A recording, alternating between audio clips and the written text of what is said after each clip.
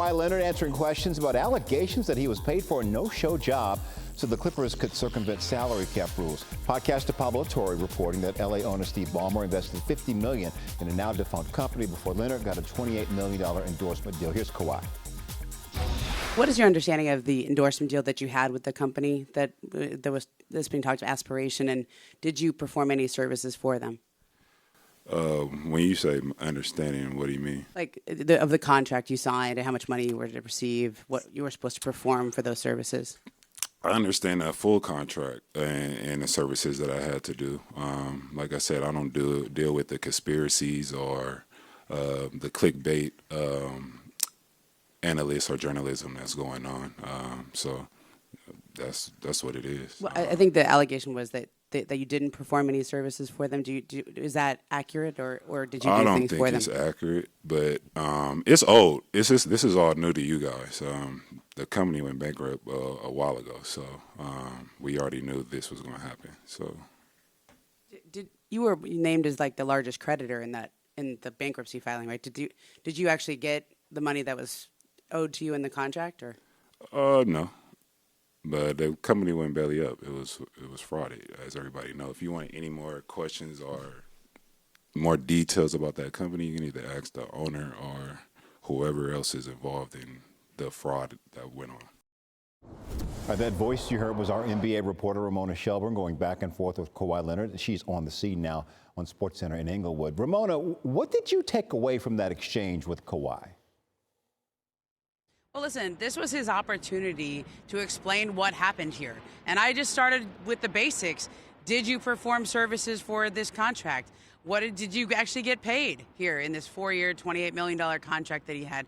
And the answers I didn't think were all that descriptive. I think he said, I don't think it's accurate. I think he also referred to as, this is old. This happened a few years ago. Later on, when I followed up and say, how much money did you actually get paid? He said, it was a long time ago. I'll have to go check the books. But he said it was a lot more than the $7 million that was listed in the bankruptcy filings. And so I appreciate that he did answer my questions. There were a lot of other reporters in the room who wanted to ask questions that weren't called on at this press conference. I know there was a reporter from Sports Illustrated, LA Times, Associated Press. I got 4 or 5 questions in, and then afterwards, nobody else was really called upon to ask any further questions. And so I thought that was interesting because through this whole saga, we have been waiting to hear from Kawhi Leonard and what is his side of the story. And we got a few answers, but I would have liked to have heard more.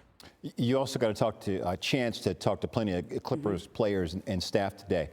Yeah. How would you describe the mood within the organization with this whole investigation hanging over them just 3 weeks before the season? Yeah, this is also the site of the All-Star game, Jay, which will be interesting in February.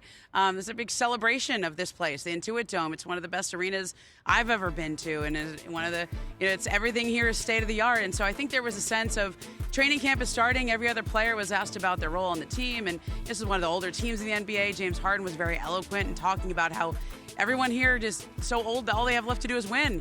There's no other agendas. Nobody's playing for contracts. The Bradley Beal's here. There's a lot of storylines. Chris Paul is coming back. And so there's so many storylines with this Clipper team.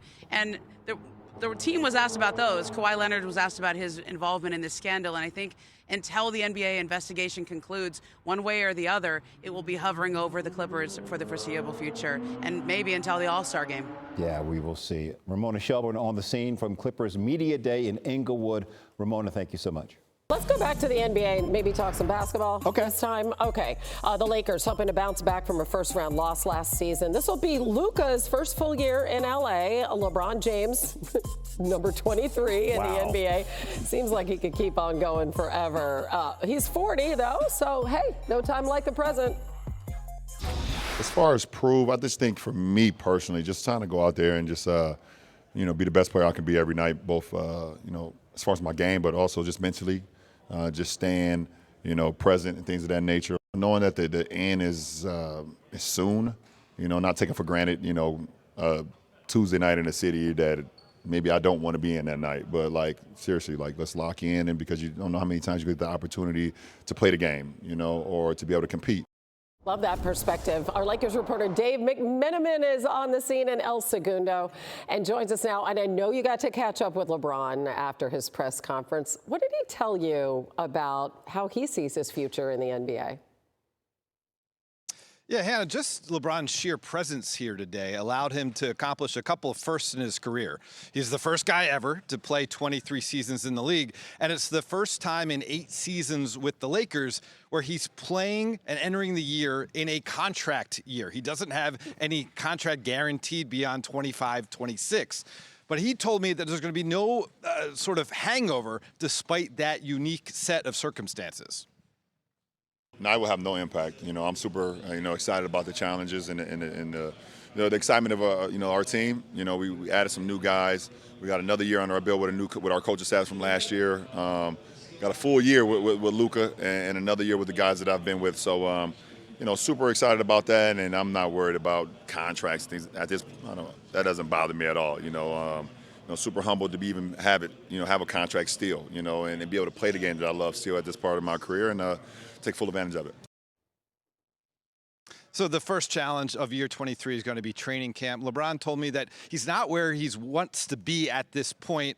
And he said it remains to be seen how much he'll participate in training camp and the preseason. He's going to take it day by day, but he told me he'll still be engaged. He'll still be here and know what the coaching staff are doing and know what his teammates are doing, and that's kind of going to be the bellwether that he kind of evaluates as he determines whether it's time to retire or not. It's going to be whether he is still in love with the process every day. He told me when he's not anymore, that means it's the end for me.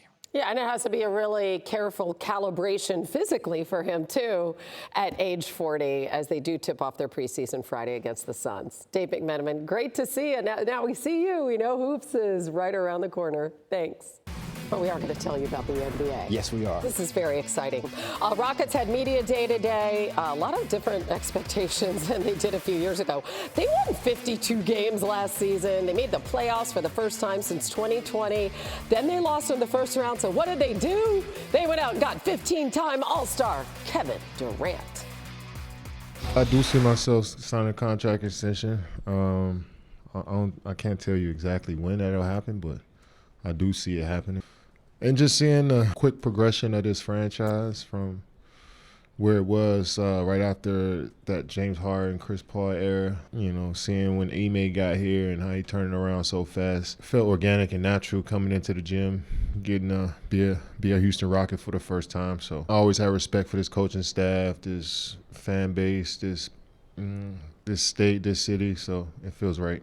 Love it. KD back in Texas. Also, could it be that babyface Steph Curry is possibly entering his 17th season with the Warriors? What? Yeah, you better believe it. 11 All-Star selections, 2-time MVP, 4 titles, but Golden State has not hoisted the trophy since 2022. So do they have another run in them? We know when we're healthy and you're going toe-to-toe against anybody in the West that we feel like we have a really good chance. And hopefully with some kind of, rejuvenated energy around that identity. We don't have to really figure much out. It's just, can we, put it all together again and do it for a whole year. Night-night. The West is loaded. Oh, my gosh. We have the Warriors. We have the aforementioned Rockets. But, of course, we have the defending champion Oklahoma City Thunder, the favorite to win the conference once again.